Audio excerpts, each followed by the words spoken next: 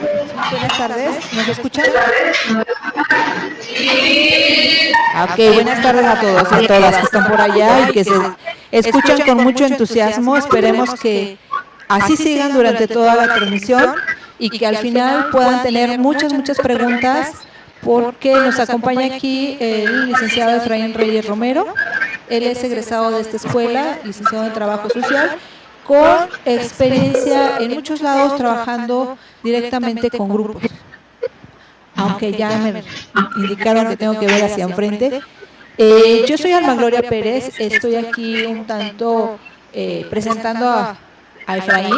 Le decía que cómo quería que lo presentara y pues les voy a decir que como el Efra, que lo conocemos de hace mucho tiempo, y en ese proceso de compartir, de trabajar y de estar con los grupos, pues también el nivel en donde te pares es importante. El día de hoy vamos a trabajar el tema de trabajo social con grupos, que por ahí hay toda una discusión, porque se lo encuentran en la literatura como trabajo social de grupos, trabajo social con grupos, y viene toda una propuesta desde dónde nos paramos para hacer el trabajo. Recordarles que los trabajadores sociales no somos los únicos que hacemos este tipo de trabajo, que hay otras disciplinas que también hacen trabajo con los grupos, que tienen sus marcos, pero que desde el trabajo social tenemos una propuesta, tenemos propuestas teóricas, hay propuestas metodológicas que van a enmarcar todo un proceso, y que el método como tal es de los llamados un método clásico, que surge pues por ahí de los años 40 y que se reconoce como tal. En aquel entonces, si ustedes recuerdan, están surgiendo muchas disciplinas sociales, y entonces se están enfrentando al estudio de la sociedad, de los grupos, de los individuos, y cada una le va haciendo o le va aportando algo.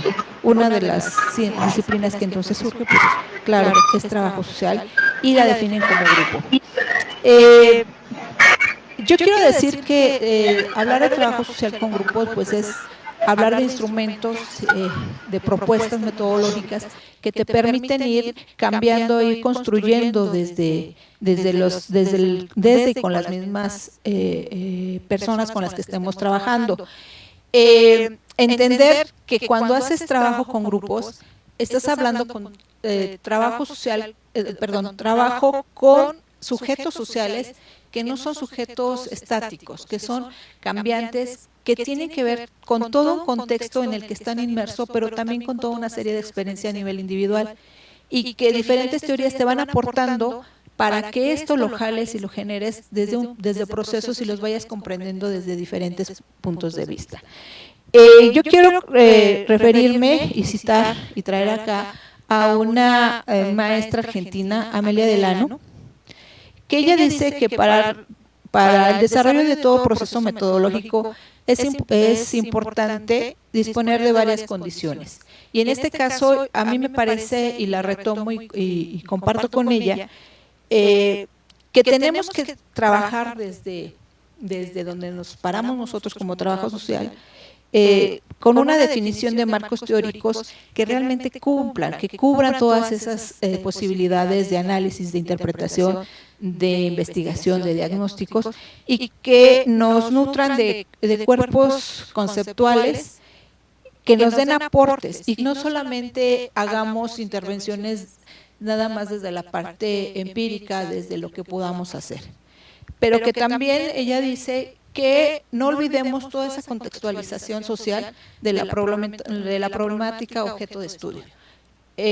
Los grupos, los problemas no son solos, no están aislados, están metidos en ese contexto, y actualmente, y creo que en todas las épocas, los contextos son muy cambiantes. Actualmente pues son mucho más cambiantes y vertiginosamente cambiantes, diría yo.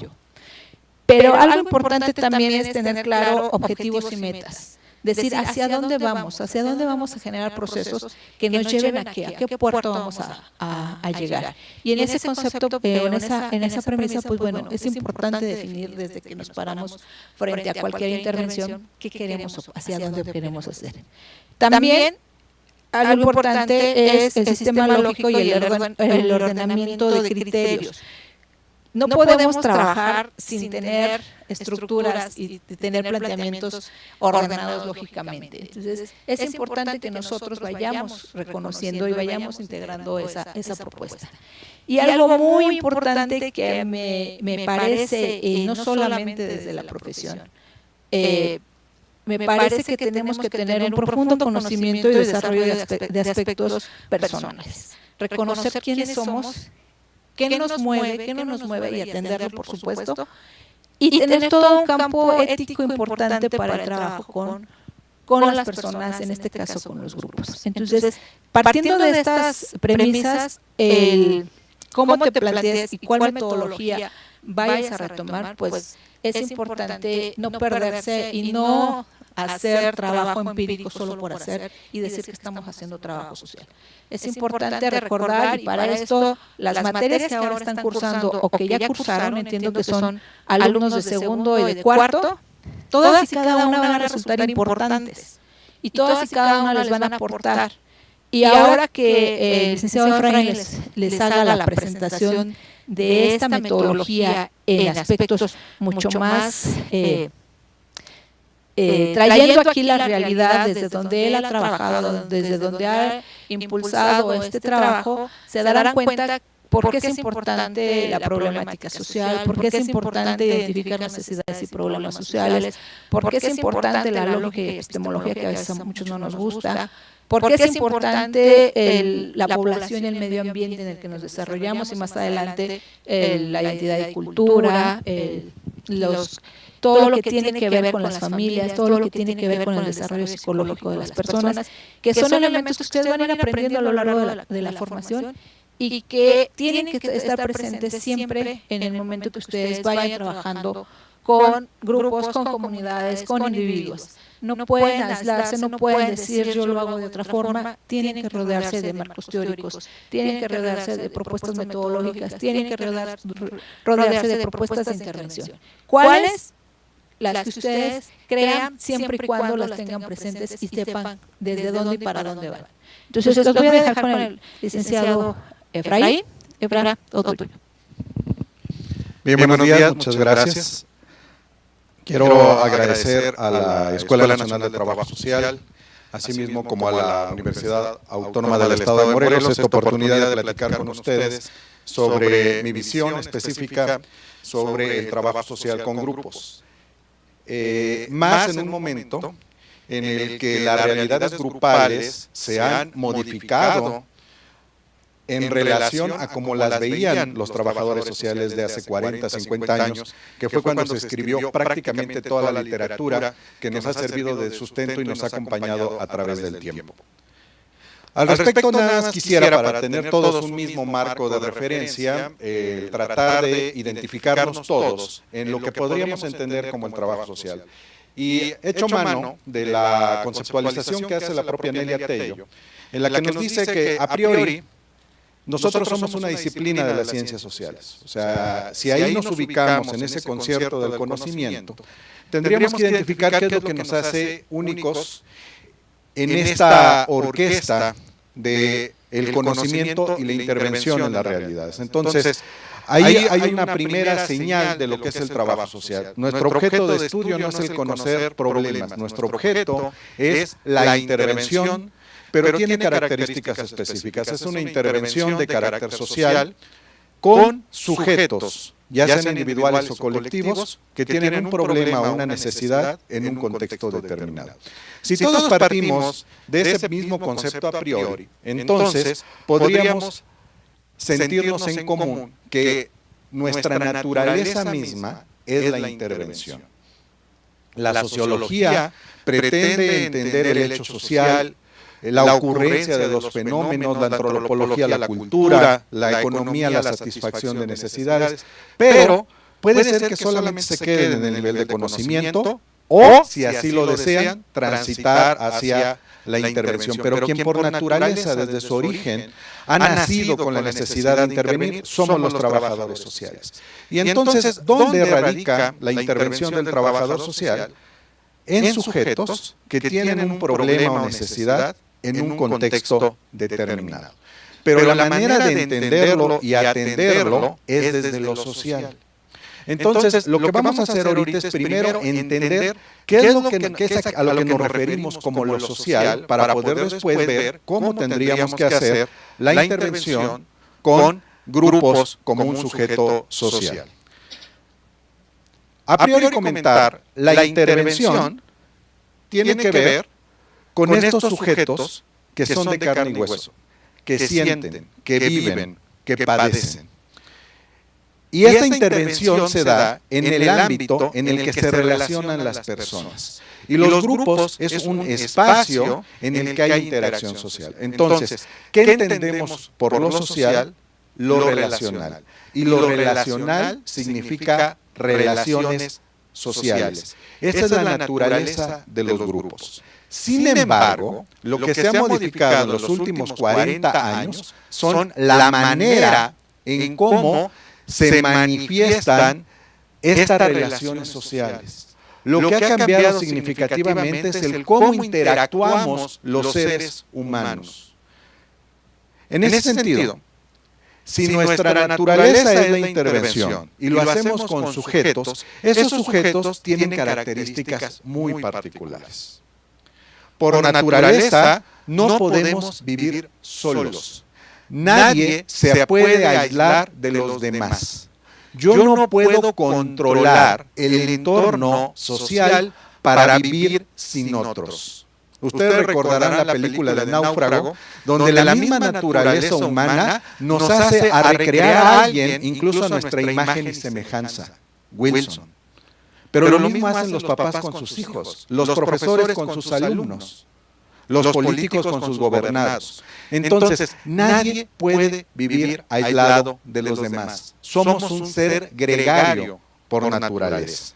Lo segundo que hay que entender es que al vivir con otros, al vivir en sociedad, nos implica una interacción social. Y esta interacción social hace que yo pertenezca a otros y los otros pertenezcan a mí. Eso es el vivir con, el convivir. En el que yo, finalmente, hay un momento en el que trasciendo mi yo individual, el que yo sea solo una persona para ser una persona colectiva.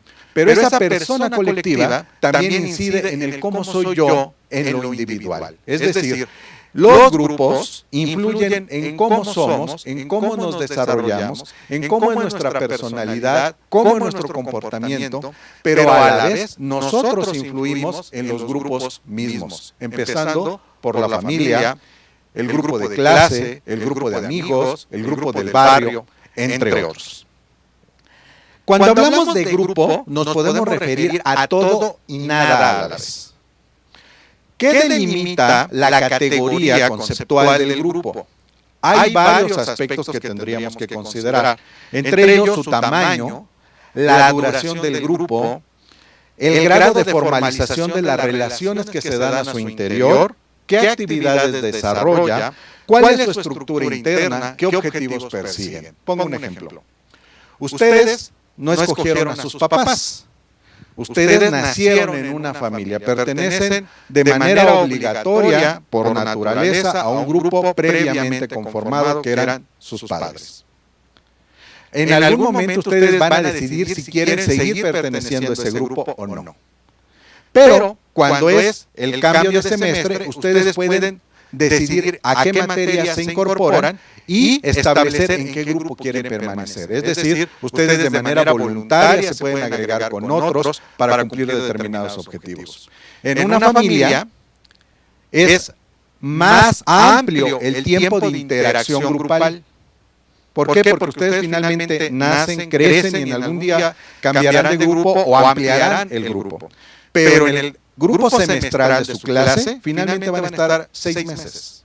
Lo que va a definir la interacción en el grupo o en los grupos que ahorita nos acompañan es un espacio-tiempo y un objetivo específico, acreditar sus materias. Entonces, la categoría grupo es tan genérica o tan específica como la queramos utilizar. Y eso está soportado por diversas teorías y enfoques y marcos de referencia. Lo que es importante es que entendamos que cuando nos hablemos o nos refiramos a los grupos desde el trabajo social, tienen que tener estas tres características o elementos de los que hablaba hace rato. Sujetos con necesidades o problemas en un contexto determinado. ¿Qué elementos tendrían que ocurrir para que pudiéramos decir este conjunto de personas sí es un grupo? Si hay 25 o 30 personas que se trasladan en un autobús de un punto A a un punto B, eso no es un grupo.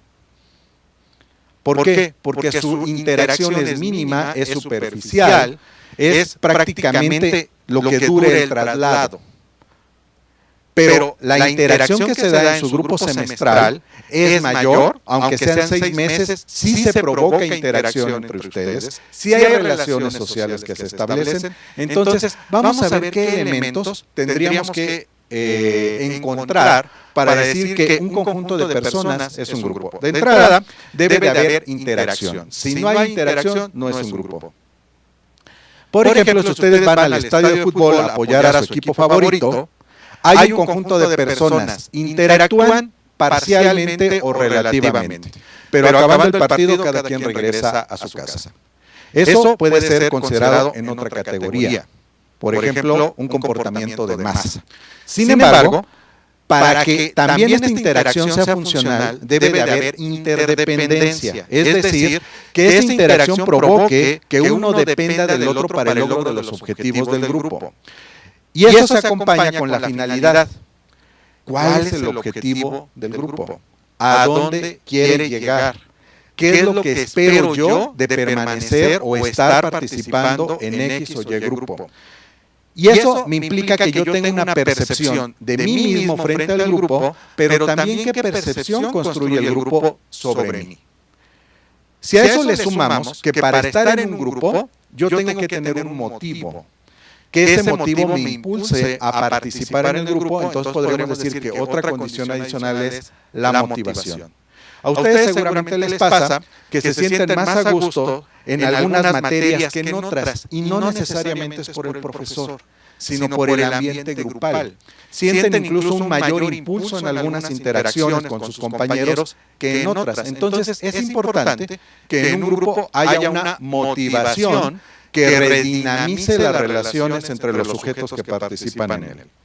Adicionalmente, todo grupo, a mayor tiempo que interactúen entre sí o a partir de las características específicas del grupo, van a requerir tener cierto grado de organización. Incluso hay grupos que se consideran como los grupos de amigos o los grupos de pares, consideran que no tienen una organización preexistente. Sin embargo, a partir de la definición o expresión de los roles, se va conformando también la organización. Un grupo formal tiene más estructura orgánica que un grupo informal. Otro aspecto importante es la actitud. La actitud es la antesala de los comportamientos. Si yo tengo una actitud favorable a la participación grupal, a los objetivos, hacia las personas que participan en él, va a ser mucho más funcional la relación entre los sujetos. Si yo tengo una actitud distante, de desagrado frente a los otros, entonces voy a provocar que la comunicación sea mucho más difícil, no sea espontánea, no sea natural, y el grupo logre sus objetivos de manera mucho más difícil. Finalmente, todo grupo, a partir de su permanencia en tiempo, requiere también cierta estabilidad. ¿Qué quiero decir con esto? Que haya dentro del ciclo de la vida del grupo, vaya alcanzando poco a poco sus procesos que le den cierta viabilidad como grupo, que le den deseo a la gente de permanecer en él y de darle continuidad a las acciones que yo desarrollo en el grupo. Pero ¿cuál es el tema? Los grupos, como decía Alma Gloria, desde el trabajo social, se empezaron a atender ya como parte de nuestra metodología de intervención a mitad del siglo pasado. El estudio de los grupos desde otras disciplinas sociales es relativamente reciente. La sociología empezó a estudiar la sociedad, no a los grupos en sí mismos. El estudio de los grupos fue algo tardío en las disciplinas sociales, como la sociología, la psicología social, la antropología cultural, entre algunos otros disciplinas. Llegamos tarde al tema. Y cuando ya estábamos construyendo nuestros marcos de referencia o situación, cambió nuevamente la realidad.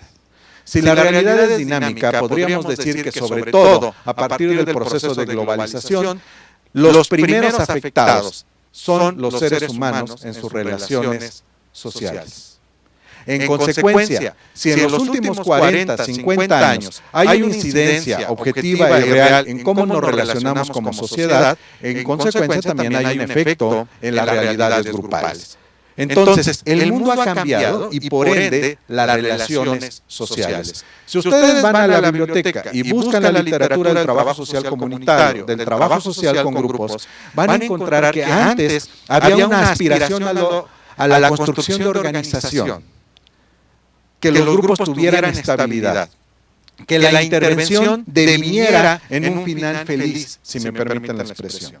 ¿Cuál es la realidad? Que la intensidad de los vínculos sociales ahora se ha modificado gravemente o significativamente.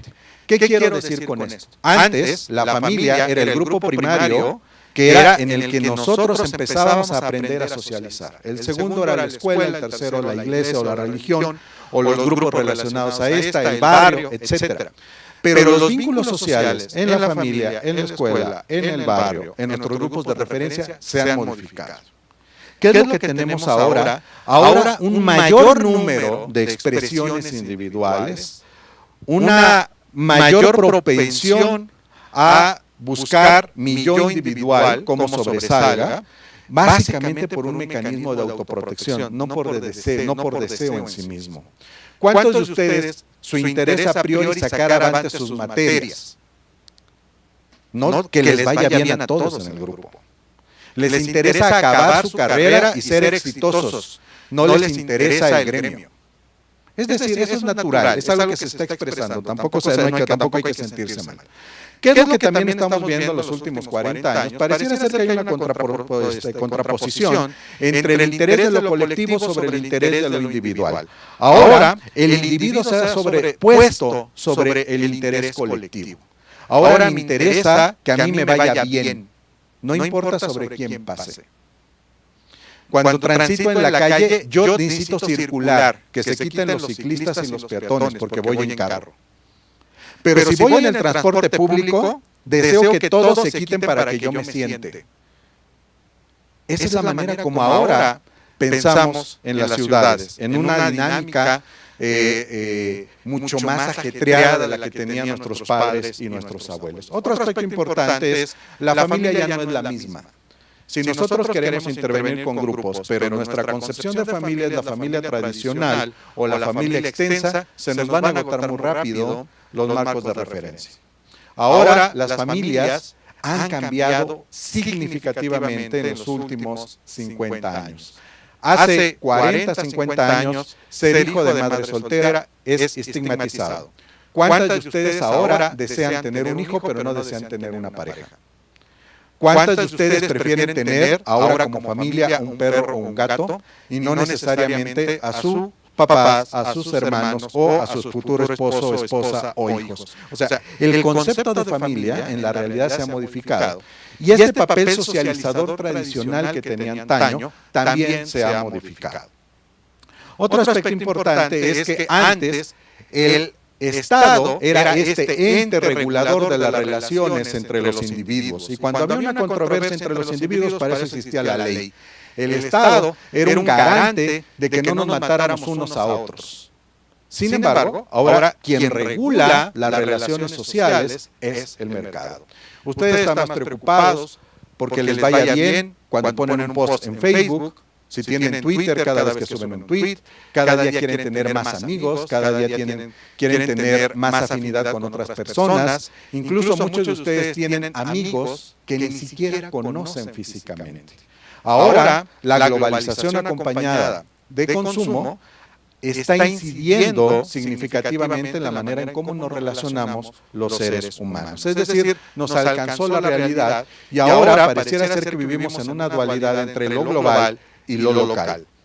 Y en este sentido, también la tecnología está haciendo su parte. La tecnología es uno de los grandes avances de la humanidad. la tecnología va a permitir la viabilidad que tengamos como sociedad en el futuro.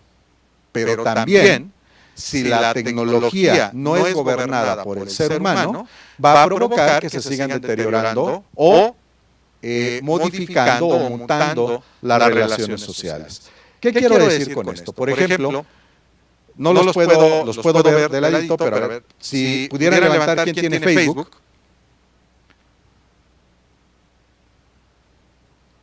¿Ok? Levanten la mano, bájala, levanten la mano aquellos que no conocen al menos a un amigo, pero lo tienen en Facebook. No lo conocen físicamente, pero lo tienen en Facebook. Levanten la mano aquellos que tengan un amigo en otro estado diferente de la República Mexicana. ¿En otro país? ¿Los conocen físicamente? O sea, no me refiero a una videoconferencia, no me refiero a... O sea, ¿le han estrechado su mano, lo han abrazado, le han dado un beso a los que viven en otro país? No virtual, de veras. O sea, ¿se dan cuenta? Es decir, ahora interaccionamos con mayor número de personas, pero no necesariamente es una interacción como la que nos habían enseñado los abuelos. O sea, ahora jugamos y lo hacemos en línea. No necesariamente salimos al patio o al parque. Entonces, hay ahorita toda una discusión teórica sobre qué es más importante, el huevo o la gallina, o qué fue lo primero. Las redes sociales nos están provocando más relaciones sociales, o las redes sociales son expresión de las relaciones humanas. Voy a tratar de explicarme mejor.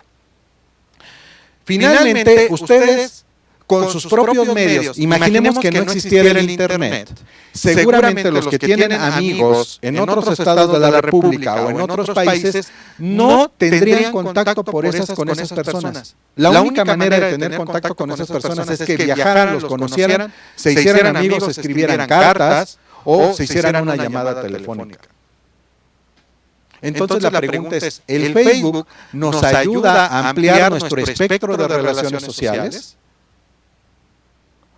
O más bien lo que está haciendo el Facebook es ser un canal más para poder expresarnos como sociedad. O sea, son estas discusiones que se están dando. Hay incluso quien cree que las redes sociales son más importantes que las relaciones físicas. Incluso nos comportamos diferente en Facebook, en WhatsApp, que cuando encontramos a una persona. Vean ustedes, ¿a cuántas compañeras o compañeros les mandan un emoji, un meme, de algo que sería una expresión que físicamente no se atreverían a hacerlo? ¿Cuántos de ustedes mandan besos a alguien que nunca los va a besar o que al momento no los ha besado?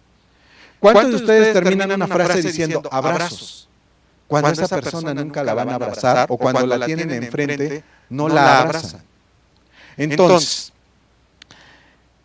si las redes sociales ahora son un recurso que la tecnología pone a nuestra disposición, podríamos decir que al mismo tiempo que nos acercan, nos alejan. Es un tema paradójico. ¿Por qué? Porque ustedes, por ejemplo, ¿cuántos se han estresado porque suben un post y esperan que todos le pongan me gusta? Pero quien consideran que es su mejor amigo no le pone me gusta. Y ustedes van y le reclaman y le dicen, ¿por qué no me pusiste me gusta? ¿Cuántos de ustedes espían al ex o a la ex a través de Facebook? Levanten la mano. Nunca lo han hecho ni lo volverán a hacer, ¿verdad? O sea, ¿cuántos de ustedes han tenido una discusión con el novio o la novia o con sus padres porque incluso no les gusta que sus papás estén en el Facebook? Incluso varios de ustedes ya dejaron de usar Facebook porque sus papás ya están ahí.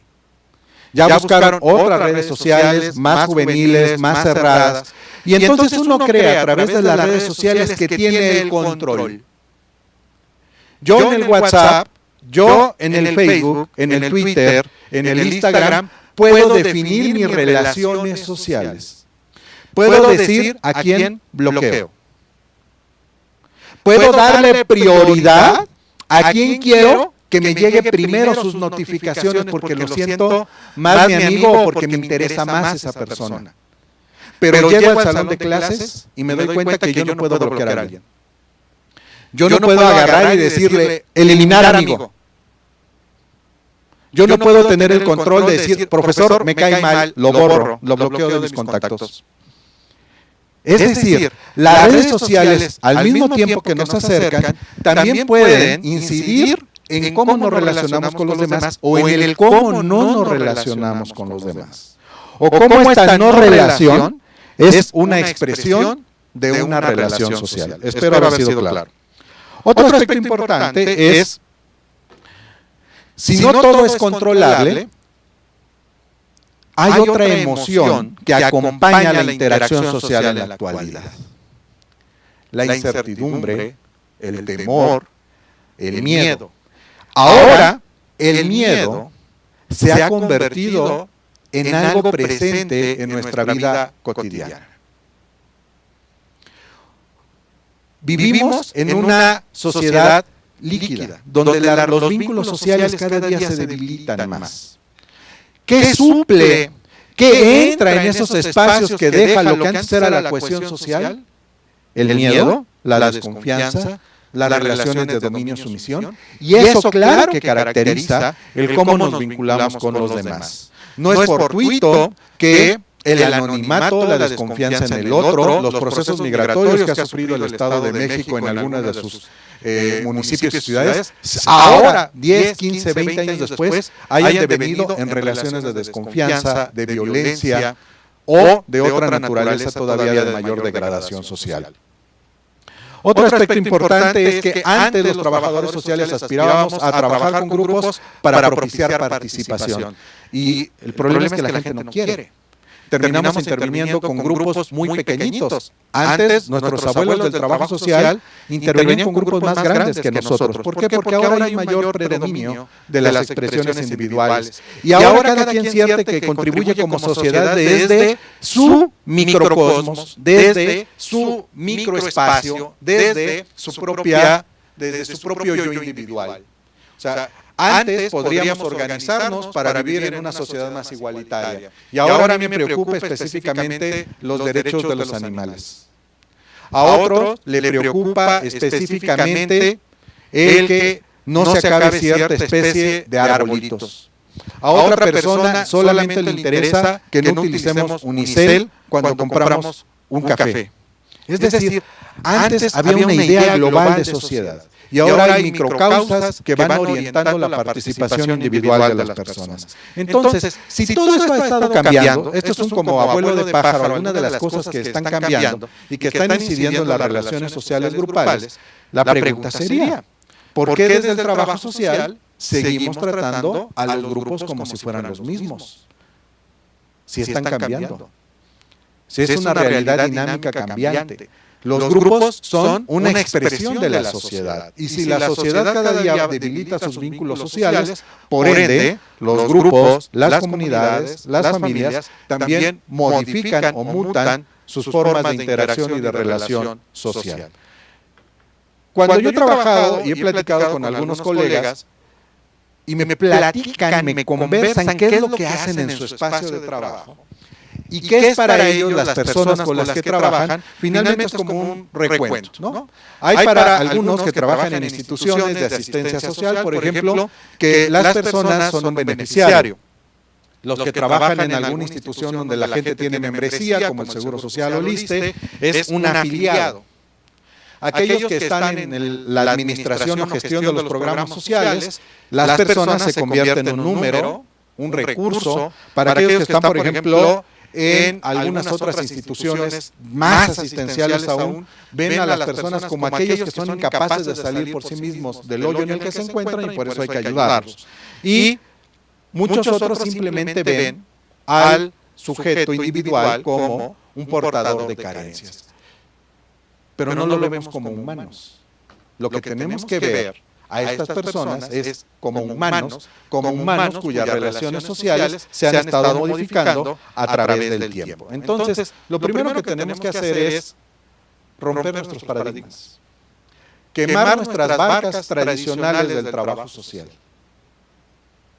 Si ustedes revisan el libro de Ezequiel Alderete de 1963 sobre el desarrollo, metodología para el desarrollo comunitario o algo así, y después ven la edición de 1966, si no mal recuerdo, sobre metodología del trabajo social, en el prólogo lo que dice Ezequiel Alderete es: me equivoqué en mi primer libro, y empieza a hacer una serie de puntualizaciones y precisiones de lo que en su primer libro él no había logrado comprender.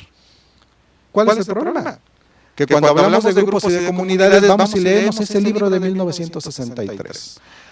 Esa realidad de 1963 no es la misma que estamos viviendo en 2018. Los trabajadores sociales tenemos que leer los tiempos, tenemos que leer los cambios, tenemos que entender la globalización y sus efectos sociales. Y no me refiero a la pobreza, la marginación, la exclusión, sino me refiero también a cómo se ha incidido en las relaciones sociales, y por eso ahora hay una profunda característica de relaciones de anonimato, de desconfianza y de dominio-sumisión. Entonces, lo primero que hay que hacer es entender al sujeto social, que ya no es el mismo de antes. O sea, sí son personas, pero que sus contextos de vida se han modificado significativamente. Y entonces lo que hay que entender es que nosotros, los seres humanos, nos construimos en la interacción con otros, pero también construimos nuestro destino. Entonces, en donde tenemos que incidir los trabajadores sociales es en la construcción de sujetos con responsabilidad histórica. Un segundo elemento, y esto lo retomo de Nelia Tello, dice que nuestros sujetos ahora ya no son solamente aquellos que se asumen o se viven o se ensimisman en los problemas, sino que además se asumen como parte de la solución. Si eso lo logramos como trabajadores sociales, entonces lo tendríamos que hacer detonando procesos sociales, de organización, de comunicación, de una relación mucho más igualitaria dentro de los grupos, identificando previamente los puntos de ruptura para que en ellos podamos incidir, haciendo una especie de acupuntura social en la que podamos incidir en aquello que sí detona y mueve al sujeto. ¿Cuál es nuestro papel en este ámbito de la intervención? Nosotros no vamos a resolver el problema en sí mismo de la persona, pero aquí quiero tratar de derrumbar otro mito. En el aula nos dicen: los trabajadores sociales no resolvemos problemas. Eso es mentira. Los trabajadores sociales sí resolvemos problemas. La ingeniería resuelve problemas. La medicina resuelve problemas. El tema es en el cómo se resuelve el problema. Y si decíamos que nuestra naturaleza es la intervención, ahí está el diferencial. ¿Qué quiero decir con esto? Y pongo una analogía. Cuando ustedes están enfermos, no se curan a sí mismos. Ustedes a sí mismos no resuelven el problema. Van con un experto, que se llama médico, los diagnostica, les hace un plan de tratamiento, pero el plan de tratamiento en ejecución corresponde al enfermo. Y el médico supervisa, acompaña el tratamiento, lo cita posteriormente o lo ve posteriormente y va evaluando si está habiendo cambios en la situación en función de cómo lo definió y diagnosticó previamente. Lo mismo hacemos los trabajadores sociales. Construimos estrategias de intervención para solucionar un problema, pero la responsabilidad individual y la responsabilidad histórica recae en los sujetos con los que intervenimos, en este caso, los grupos. ¿Eso qué implica? Que tenemos que transitar a la centralidad del sujeto en nuestra intervención. Y el sujeto con el que nosotros interactuamos, tenemos que entender que tiene dos dimensiones, una objetiva y una subjetiva. Si ustedes inciden o trabajan con grupos de mujeres víctimas de violencia, les llamará mucho la atención porque una mujer no deja a su marido. Es una mujer que sabe que está siendo violentada, que sufre los golpes, las humillaciones, pero no deja a su marido. Y cuando esa mujer percibe que su marido la invisibiliza, provoca nuevamente un acto de violencia para hacerse visible. Conclusiones de un estudio de la Universidad Autónoma de Barcelona. Cómo las mujeres se hacen visibles mediante la provocación de actos de violencia. Parece un comportamiento irracional. Sin embargo, forma parte de esta subjetividad de la que hablamos de los sujetos. Entonces, tenemos que ser capaces de entender al sujeto en estas dos dimensiones, dentro de su objetividad y su subjetividad. Y eso implica que para nosotros los grupos son parte de este sujeto colectivo con el que nosotros podemos intervenir. Y para ello, y sigo retomando a Nelia Tello, lo que hacemos es, una vez identificada la situación problema, lo que tenemos que hacer es identificar en qué procesos sociales nos vamos a enfocar. ¿Cuál es el problema del grupo? ¿La comunicación? ¿La organización? ¿El reconocimiento de la dignidad del otro? ¿O están ensimismados en una situación de violencia, por ejemplo, en el caso del bullying en la escuela, el acoso escolar? ¿O qué es lo que está sucediendo? Entonces tengo que identificar los procesos sociales que conforman la situación problema y tengo que detonar nuevos procesos sociales para que esa realidad se modifique. Y eso implica que nosotros lo que tenemos que hacer es entender la naturaleza, el entramado de la realidad que vive el sujeto para poder construir una estrategia que me permita desentramarlo y volver a integrarlo como sujeto social. Entonces, pongo un ejemplo. Imaginemos que estamos interviniendo en un grupo que sufre en una secundaria del Estado de Morelos violencia escolar. ¿Qué es lo que permea? ¿Qué procesos se están dando que caracterizan lo que nosotros identificaríamos como proceso de violencia o como violencia en un grupo? El control, el castigo, la desconfianza, relaciones desiguales, el miedo, la ruptura de las reglas de convivencia o la ilegalidad, relaciones de dominio-sumisión, el que yo no asumo la responsabilidad sobre sí mismo y sobre los demás, la discriminación, el que no tengo límites en la interacción con los otros y actividades normalizadas. Es decir, solamente hago caso si me dicen no corras, no grites, no empujes, pero cualquier otra regla de convivencia no me importa. ¿Eso qué trae como consecuencia?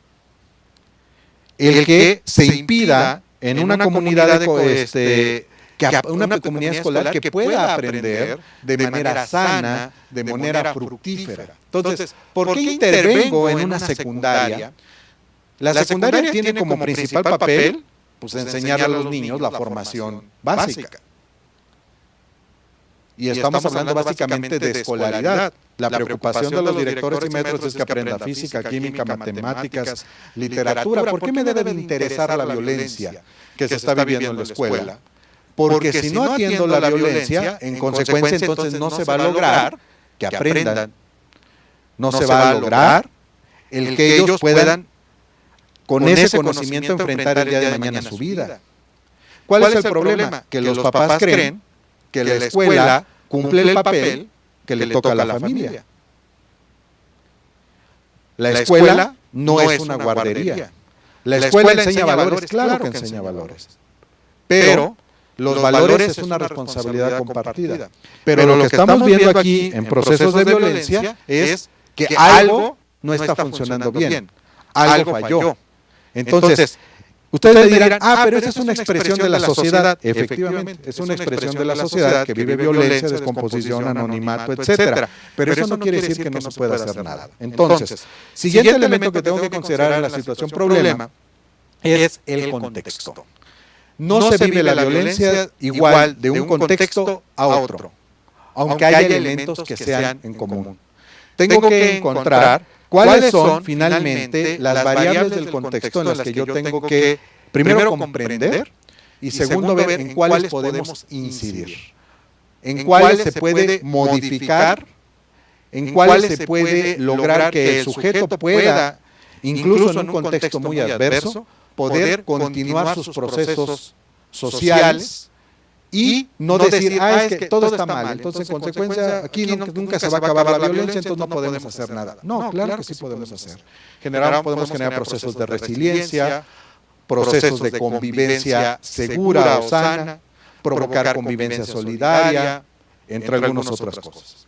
Entonces, la intervención en consecuencia del trabajo social parte no del pasado, sino parte de una situación presente, con un objetivo en una situación futura deseada, viable, esperada, pero para lograrlo, hecho mano de una estrategia de intervención.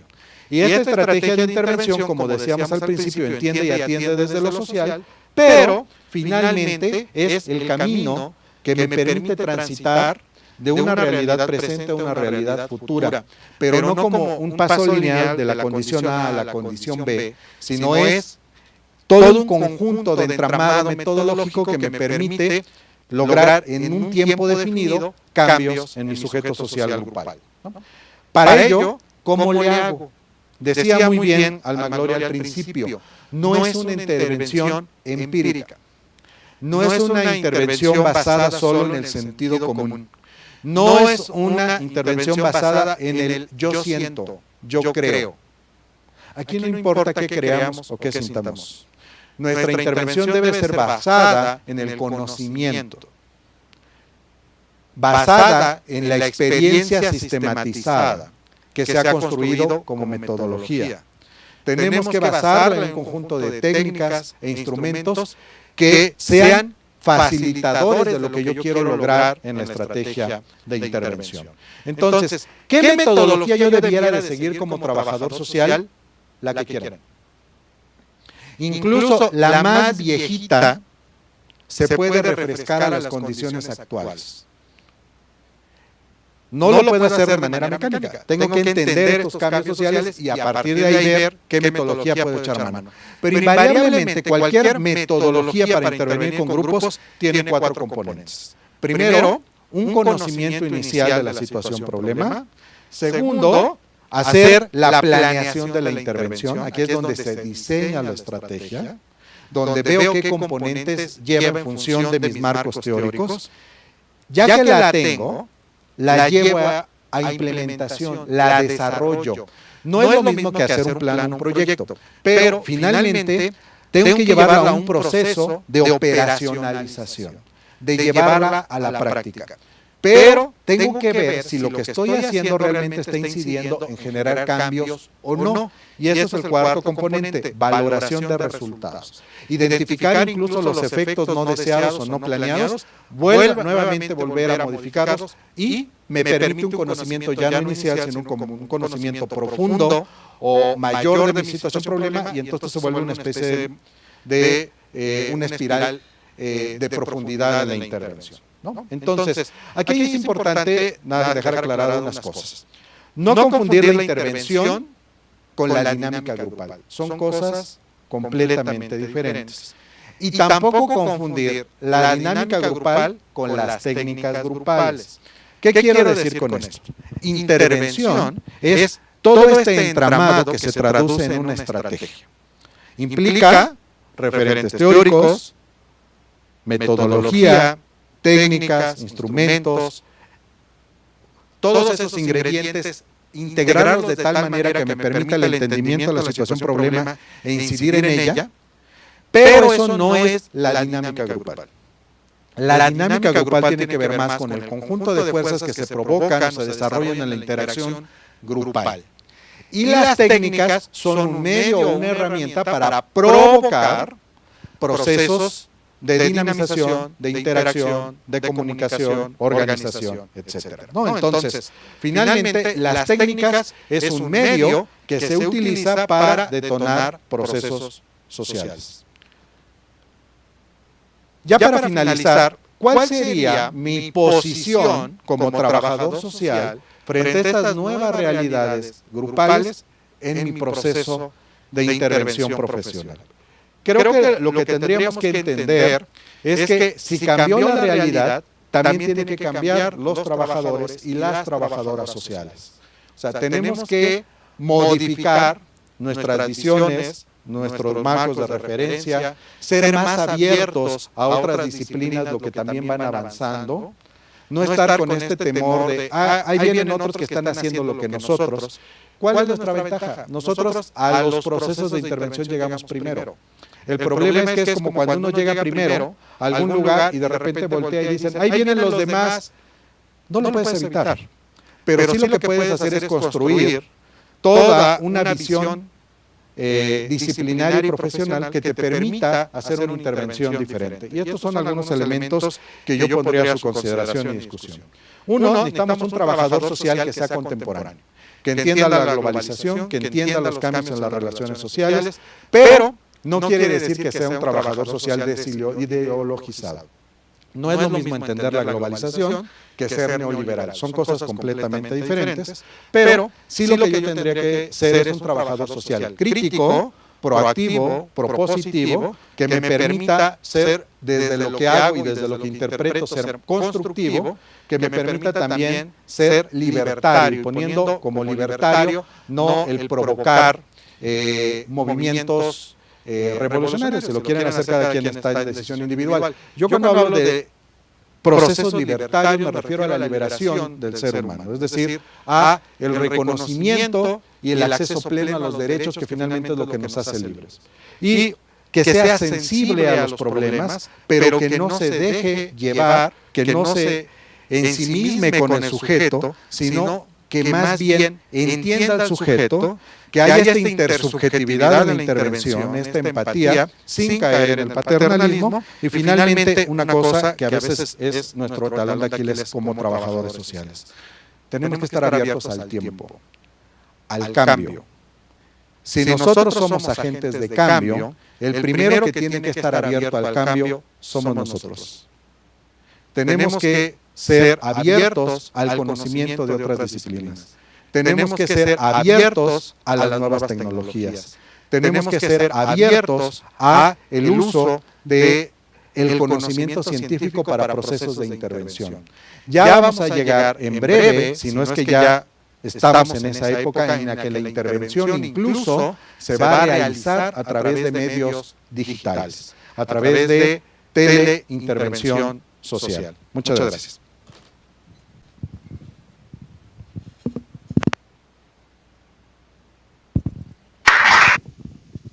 Bueno, pues muchas gracias. Muchas gracias, Ray, por esta plática, compartir estos conocimientos que tú tienes, tu postura, y que nos llena de muchas reflexiones, de pensar un trabajo social diferente, un trabajo social contemporáneo con una realidad contemporánea, con todas sus vicisitudes, pero también con todas sus aristas, ¿no? Y desde dónde nosotros podemos estar parados y desde dónde nos estamos formando. En el caso de los alumnos, pensar, o los pienso yo, como aquellos que se están formando en una profesión muy humana, con muchas posibilidades, y que cuando volteas y dices, es que ¿dónde me veo? Te puedes ver en muchos lugares, pero es necesario sí reforzar esa formación, sí pararse y decir, sí puedo ser crítico, sí puedo ser propositivo, pero también soy realista. Y también debo reconocerme y decir en dónde estoy, qué sí me gusta a veces, y reconocer qué también no nos gusta.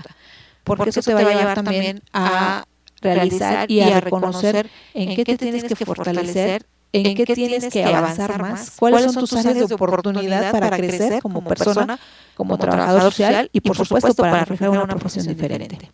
Entonces, yo no sé si los chicos, profesores y quienes están acompañando en Tetela del Volcán tengan alguna pregunta, alguna duda. Hola, yo me llamo Karen y soy alumna de cuarto semestre de Trabajo Social. Hace un momento mencionaba algo sobre la intervención de manera virtual. Para usted, ¿qué tan eficaz considera que sea la intervención de esta manera? Yo lo que creo que más bien es una realidad ya inevitable. O sea, ustedes finalmente viven la la cultura de la segunda pantalla. Incluso ustedes seguramente estaban tomando clases y al mismo tiempo estaban en su celular. Preguntaría más bien al revés. Si tú necesitaras, por ejemplo, tomar una decisión de vida o te asumes que tienes un problema de la naturaleza que sea, por ejemplo, quedaste embarazada, tus papás no lo saben, no sabes qué vas a hacer, qué decisión tomar, ¿qué preferirías? ¿Ir a una clínica a recibir toda la orientación, tanto psicológica y médica, porque estás valorando la interrupción legal del embarazo, o platicar con alguien a través de tu celular? ¿Tu primer acercamiento cuál sería? Asistir de manera física a una clínica. ¿Ese eres tú? Pero le preguntaría, levanten la mano los demás que preferirían hacerlo a través de un celular, una computadora, este primer contacto.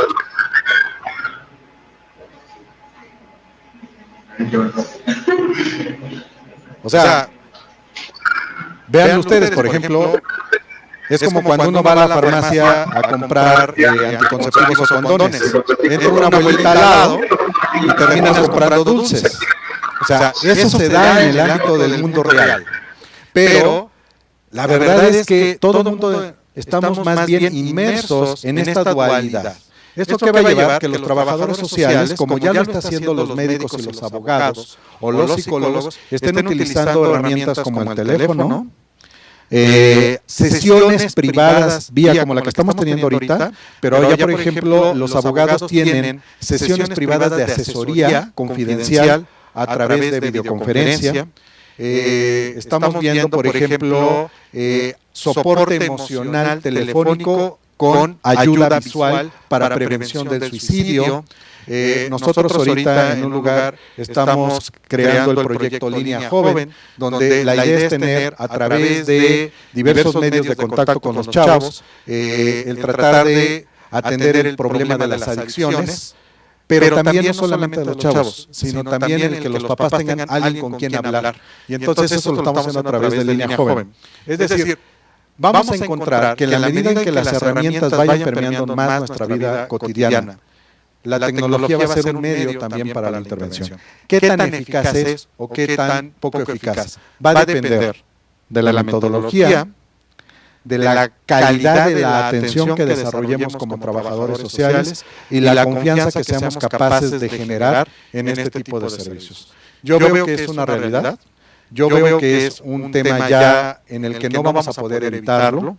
Incluso el que no vamos a poder ya incluso en un futuro inmediato solamente depender de la computadora, sino ahora ya vamos a poder utilizar otras herramientas que ya están ahorita utilizándose como la realidad virtual. Es decir, si tú necesitas, por ejemplo, asistencia emocional para prevenir el suicidio, incluso tú ya en un futuro cercano, con algún dispositivo, ya no vas a hablar conmigo, me vas a tener a tu lado platicando contigo a través de un holograma. Eso es una realidad que cuando tengas tus hijos en la universidad, ellos van a consumir este tipo de servicios. Pero nosotros somos los que nos tenemos que preparar para poderlo lograr. Bueno, entonces es algo que ya está, solo debe de haber una buena, ¿cómo va a decir? Hacer un buen uso de eso. Por ejemplo, lo acaba de mencionar, ¿no? Que ya existe. Yo en algún momento fui al doctor, se me terminó ese medicamento y el doctor me dio sus números telefónicos para cuando yo necesitara o para decirle cuál había sido la mejoría o los resultados. Entonces, por medio de WhatsApp me recetó otro medicamento. Es correcto.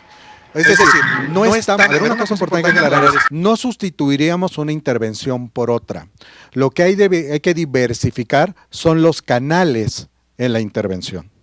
O sea, y la tecnología nos ayuda a eso, a diversificar los canales al momento de intervenir. Para algunos trabajadores sociales, por ejemplo, cuando yo he dado una conferencia que se llama Nuevas tecnologías en la intervención social, algunos trabajadores sociales de mayor edad que tienen un uso, que son migrantes digitales o un uso parcial de las tecnologías, lo que me han dicho es que esa es la deshumanización de la intervención. Yo creo algo diferente, no es la deshumanización de la intervención, sino es la multiplicación de las posibilidades de asistir y acompañar al sujeto en los problemas que está viviendo para que puedan salir de sus realidades o de su entorno de vida que los está aquejando. Sobre todo al intervenir con jóvenes y con mujeres, nosotros hemos encontrado mayor respuesta.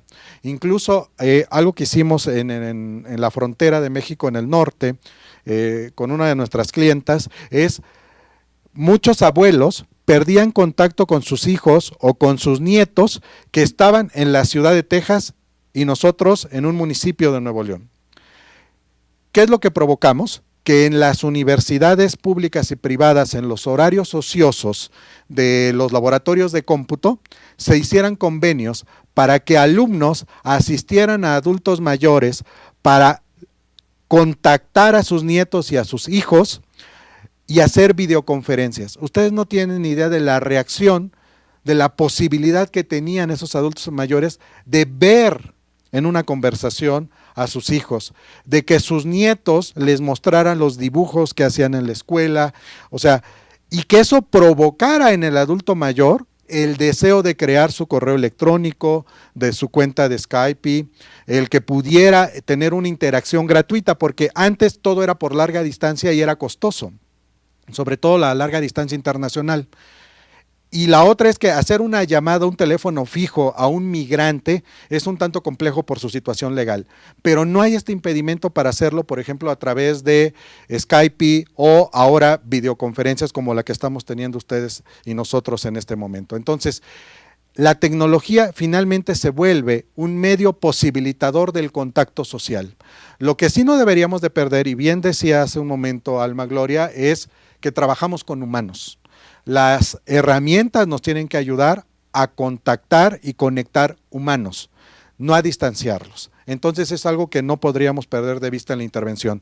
Las herramientas, no la tecnología, ni deben estar sobre la dignidad humana, ni deben de sustituir las capacidades del sujeto. Sí, si me permiten, yo agregaría y puntualizaría, ya lo dijo Efraín, es necesario tener claro cuál es la metodología que vamos a utilizar, desde qué marcos estamos parados para poder intervenir. Y como también lo dijo, así como la tecnología se convierte en una herramienta, algo que nos sirve para llegar a hacer algo o a operacionalizar algo, también muchas de las técnicas que trabajamos desde los grupos, si nos paramos, lo ponía Efraín desde la dinámica del grupo, sí es importante identificarla y a partir de los grupos enlazados por tecnología, y yo voy a hacer referencia a los grupos de educación a distancia, nosotros trabajamos con alumnos de diferentes lugares de la República Mexicana y una de mis experiencias muy gratas como profesora haciendo trabajo con alumnos fue poder enlazar y poder lograr o poder potencializar, desencadenar en los alumnos de Oaxaca, de Baja California, de Puebla, de Tlaxcala, que nunca se veían, que nunca estaban, que pudieran hacer trabajo colaborativo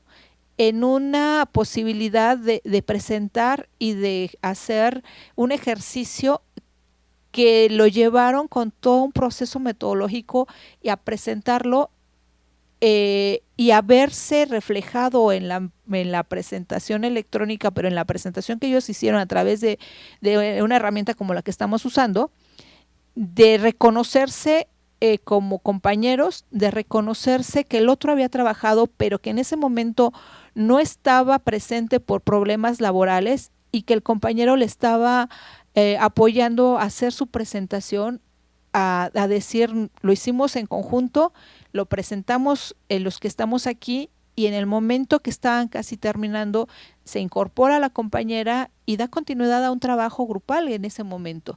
Entonces, ¿cómo las herramientas tecnológicas también te vuelven eso, te detonan en esos procesos de comunicación, en esos procesos de acercamiento, en esos procesos de comunicación que te llevan a procesos de cohesión, de empatía total con el otro y que eso es lo que buscamos en los grupos a partir de lo que estamos haciendo, ir generando procesos grupales que te permiten intervenir de una forma diferente. No necesariamente, como bien lo decía Efraín, la intervención no es la dinámica, va más allá, es un todo y lleva toda la propuesta teórica por atrás, la propuesta metodológica, pero también una serie de herramientas que las puedes compartir y que no necesitas estarte casando con una sola teoría. Pueden servirte las técnicas que puedes plantear desde grupo operativo, que trabajo social las retomamos en muchos aspectos, pero pues también retomas lo que es dinámica grupal, la dinámica de Lewin desde hace siglo y medio, yo creo que lo plantearon y que seguimos retomándola, pero también planteamos herramientas desde teoría de sistemas, pero también planteamos de la teoría crítica, todos esos elementos que nos van a ayudar a conformar y a repensar qué estamos haciendo con el otro, y que no es el uso solamente de la tecnología, o bien lo decía Efraín hace rato, el decir que voy a hacer una técnica grupal, una dinámica de grupo como normalmente la referimos, y decir que eso es hacer trabajo social. No, son muy valiosas, desde mi punto de vista, muy valiosas para los trabajadores sociales, pero terminan siendo técnicas, terminan siendo herramientas que nos pueden potencializar esa intervención, que nos pueden potencializar ese acercamiento, pero no dejan de ser técnicas. Entonces, ¿desde dónde nos paramos? ¿Desde cuáles van a ser nuestros marcos referenciales?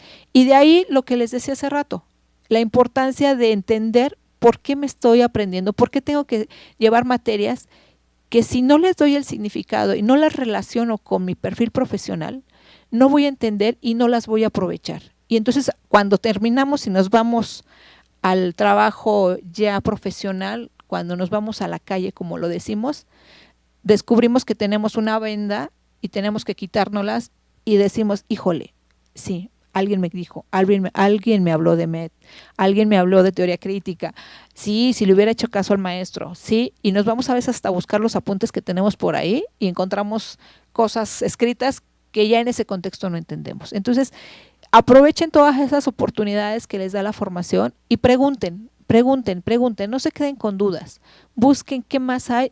Y algo que también creo que es necesario, que tenemos que practicar, que tenemos que atrevernos a hacer y a llevar procesos. Ahorita en la formación que están llevando, aprovechenlo en la práctica, hay que repensarlo, hay que evaluarlo, hay que valorarlo y decir hacia dónde voy y seguir capacitándose. Eso es importante desde esta formación, porque podemos llegar a ser trabajadores sociales pasivos, buscando intervenir de una forma desde la ayuda, que también se vale, pero hay que estar muy ciertos de qué es eso lo que queremos, o trabajadores sociales más críticos, más contemporáneos, más con todos esos elementos que Efraín ponía al final, de repensarme y de ser propositivo, pero de también reconocerme como alguien diferente, ¿no? Entonces, ¿hacia dónde van?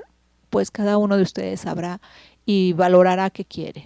Esta parte, yo no sé si haya alguna otra pregunta, alguna duda, comentarios.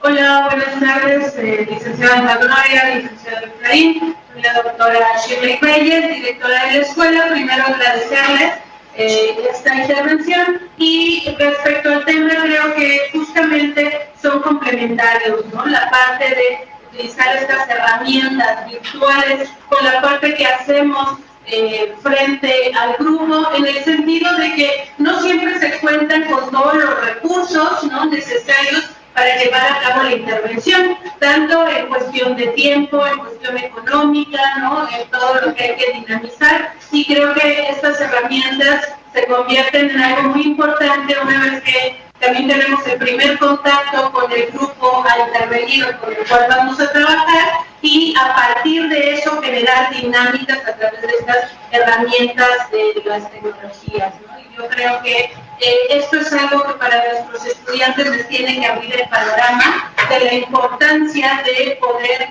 llevar a cabo la intervención, el trabajo con grupos, y que no nos limite el hecho de los recursos económicos o en razón de tiempo, y que podamos a través de estas herramientas tecnológicas pues acercar como esto que estamos haciendo, ¿no? Justamente podríamos decir nosotros, no tenemos a alguien especialista en trabajo social en nuestra escuela de Tera El Volcán, que pudiera a nuestro grupo de segundo y cuarto semestre hablarles directamente sobre el trabajo social de grupo. ¿Cómo lo estamos haciendo? A través de una herramienta que nos ha posibilitado estar en tiempo real, ¿no? Transmitiendo, intercambiando todos estos conocimientos, y que si bien para nuestros chicos pues es también de los primeros acercamientos que han tenido a partir de estas tecnologías, pues ha sido la verdad muy enriquecedor, inclusive para nosotros como docentes, el poder compartir estas videoconferencias con ustedes, que la mayoría de nosotros no somos trabajadores sociales, pero que el escuchar, el poder compartir estos momentos nos da también más herramientas y más elementos para poder impartir desde el enfoque del trabajo social con quienes sí están formados en el mundo. Entonces, agradecer de antemano esta participación que nos ha sumado mucho a todos en esta escuela, tanto a la formación de los alumnos como a nosotros, como a docentes, directivos, administrativos. Y pues bueno, no sé si nuestros estudiantes tienen algún comentario, alguna inquietud más al respecto que quisieran compartir. Sí, aquí nuestro alumno Dan se va a presentar. Hola, buenas tardes, mi nombre es José Dan. Tengo dos preguntas al respecto. La primera sería, ¿cuáles son las formas para evaluar un grupo? Y la segunda es, ¿cuál es la postura de trabajo social en el acercamiento a grupos LGTB? Sobre la primera. Ajá. Perdón, que lo tenemos de lado y hay que verlo. A ver, sobre las formas de evaluar, o sea, pensemos la evaluación no en términos administrativos, sino en términos de valoración de cambios. Cuando tú haces tu estrategia de intervención, defines qué procesos son los que van a cambiar o que tú estás pretendiendo que cambien en la relación del sujeto con el problema y su contexto. Y a partir de ello, generas indicadores. ¿Qué es lo que te permite hacer esta valoración de campos? Es qué tanto nos acercamos o qué tanto nos alejamos de los indicadores establecidos. Por ejemplo, en el caso de violencia en escuelas, si uno de tus indicadores era reducción de riñas dentro de la escuela y otro indicador es reducción de riñas fuera de la escuela, entre algunos otros, entonces tú puedes ver si hay un comportamiento igual de reducción dentro y fuera de la escuela, o qué es lo que está sucediendo de por qué adentro sí se evitan y afuera no, o viceversa. Ahora hay más riñas dentro de las escuelas que afuera. ¿Qué está sucediendo en el entorno que afuera no, los chavos no se pelean y adentro sí? Entonces, son más bien tu evaluación en términos no solamente cuantitativos, sino más bien en términos cualitativos de modificación o incidencia en los procesos sociales que tú estás propiciando que se modifiquen. Otro aspecto, sobre el tema de cómo trabajar con la comunidad LGBTTI. O sea, aquí finalmente es una comunidad que ha ido conquistando derechos, que sobre todo, puedo comentar la experiencia en la Ciudad de México, se ha ido concretando que sus derechos tengan valor constitucional, que estén plasmados en la ley del Programa de Derechos Humanos de la Ciudad de México, e implica que el Estado debe ser garante de sus derechos. ¿Cuál es la posición que tendríamos que tener los trabajadores sociales? Nosotros trabajamos con algo que orienta la acción social y algo que la limita al mismo tiempo, la dignidad humana. O sea, ¿hasta dónde puedo llegar? Hasta donde la dignidad humana, el reconocimiento de la dignidad humana me lo permita. Si yo asumo y reconozco los derechos de la comunidad de la diversidad sexual, entonces debo de actuar en consecuencia. Pongo un ejemplo. Yo soy consultor. yo no trabajo para una institución, yo trabajo para clientes, llámese gobiernos, partidos, empresas, etcétera. Soy trabajador social y hago intervención social y consultoría política. Para un gobierno creamos el primer programa de tratamientos hormonales para la comunidad, para personas transgénero. Fuimos muy criticados, pero hicimos toda una fundamentación y sobre todo lo que más nos motivó es cómo cambia la vida de las personas a partir de que tienen un respaldo para no interrumpir el tratamiento hormonal posoperatorio y que además tiene que ser de por vida. Entonces, ¿qué es lo que también nos dimos cuenta? Que el primer año de ejecución del programa ocuparon el dinero para los tratamientos hormonales, pero a partir del segundo año ellos empezaron a tener mayor seguridad, tuvieron un mayor reconocimiento social y entonces empezaron a generar ellos sus propios proyectos de autonomía individual y colectiva. Generaron proyectos productivos, proyectos culturales, etcétera. Es decir, de un programa original de tratamientos o de sustitución de tratamiento hormonal, lo que se logró es que hubiera una mayor interacción social y ellos empezaran a generar proyectos que originalmente no estaban planeados. Es decir, ellos se construyeron como sujeto social en una zona oriente de la Ciudad de México, ¿no? Entonces, ¿sí? Bueno, entonces, creo que lo que debe orientar la visión del trabajo social es el reconocimiento y respeto a la dignidad humana. Y ahí es el fundamento de los derechos humanos y ahí están anclados los derechos de cada uno de nosotros y sobre todo reconociendo también los de la comunidad de la diversidad sexual. No sé si respondí tu pregunta.